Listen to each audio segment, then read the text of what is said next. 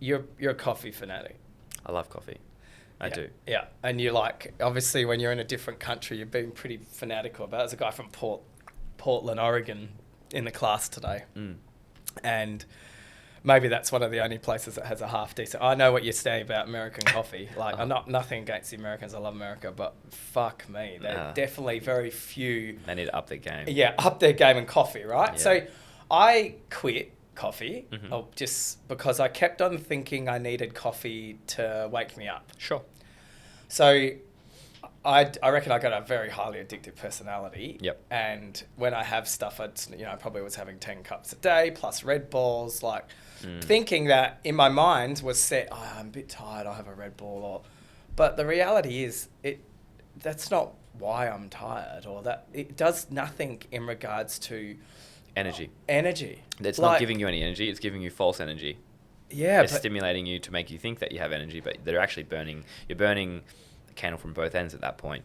So that's when you've actually done a really good thing by understanding that that's not what you need. And a lot of people are just, they would like to be oblivious, or they are oblivious to knowing, I'm feeling tired, I'm really feeling down at 3 p.m. every day. You shouldn't. You should feel good. Like, if you're fueling yourself the correct way, you're sleeping the correct way, you should feel great. And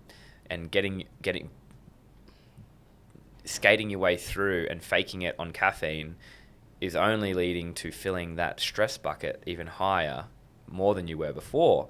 Your bucket is probably already overflowing, and you're trying to get around that stress bucket by caffeinating, or having the Red Bulls, or 100%. And to just stop, so now I have a coffee like a month or something, or when it's random, because I used to catch up for lots of coffees, but totally, I've got an eye mask in my car, and Great. If I feel like I'm tired, a 15-20 minute kip, I wake up like going, I can turn off like that, and fuck, I hope work's not listening to this, but honestly, to me, I'm functioning so much better. You're way more productive. Yeah, and I don't know how I could introduce like a sleeping capsule, but because to me, that's like, okay, I'm tired for whatever reason, and you've got kids and everyone's got stuff going on.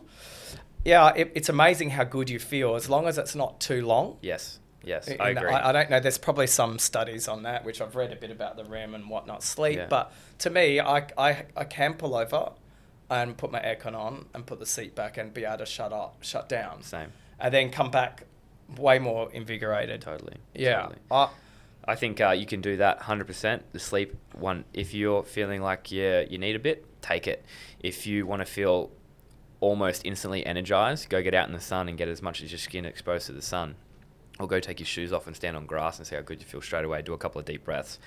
Those types of things are really good at taking the stress out of that bucket fast and getting you back on track. And if people could just do those a little bit more, instead of doing the things that make them instantly feel that instant gratification of sipping that coffee, makes them feel good for a split second, but then they can't sleep at night, and then it's just a snowball effect. And so everything is just compiling to stress and stress and stress, whereas dealing with the stress better, having the nap, or getting in the sun, or earthing, or jumping in the float tank, those things will help you far more than bypassing it via caffeine. So you just mentioned earthing, and Ollie here, we were looking up some things to talk about, and he goes, "What the fuck is earthing?" Yeah, and I get that all the time. Don't worry. And I said to him, "Mate, surely you've watched Pretty Woman when Richard Gere walks around is at Central Park with his shoes off?" And he goes, "Fucking hell, mate." Yeah. Yes, I've watched it, but as if I remember that scene. Yeah.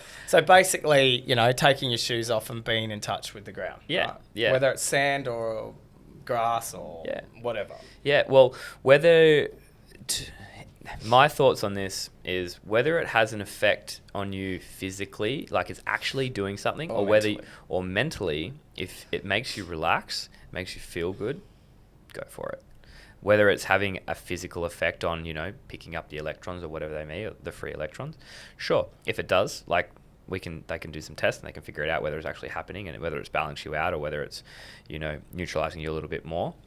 There's some studies on there. I'm not an expert on it, but I know I instantly feel better when I do that. And whether it's just taking a break from what I'm doing, if I'm doing emails, I'm sitting there stressing, pulling my hair out, or trying to program or getting ready for something, and I can take my shoes off and take a break from it and go stand out on the grass, I instantly feel 10 times better.